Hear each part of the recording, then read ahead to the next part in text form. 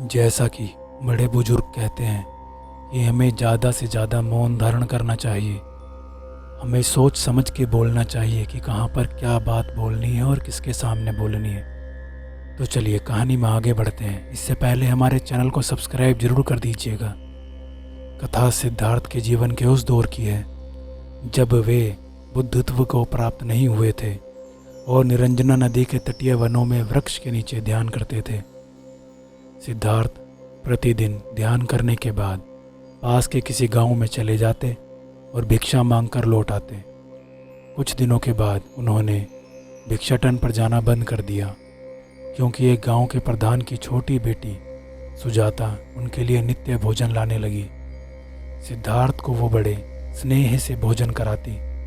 कुछ दिनों के बाद उसी गांव का एक चरवाहा भी सिद्धार्थ से प्रभावित होकर उनके पास आने लगा।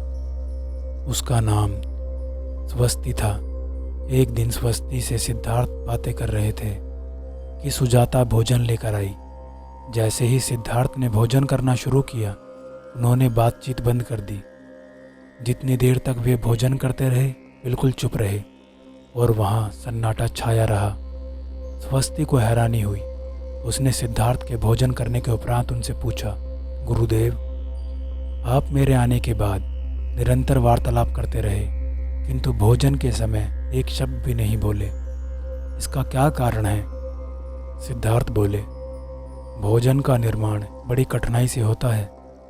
किसान पहले बीज बोता है, फिर पौधे की रखवाली करता है और तब कहीं जाकर अनाज पैदा होता है। फिर घर की महिलाएं उसे बड़े जतन से खाने योग्य बनाती हैं। इतनी कठिनाई से तैयार भोजन का पूरा आनंद तभी संभव है जब हम पूर्णतः मौन हो। अतः भोजन के दौरान मैं मौन रहकर उसका पूरा स्वाद लेता हूँ। अगर आपको हमारी ये वीडियो पसंद आई हो तो लाइक, शेयर और सब्सक्राइब करना ना भूलें।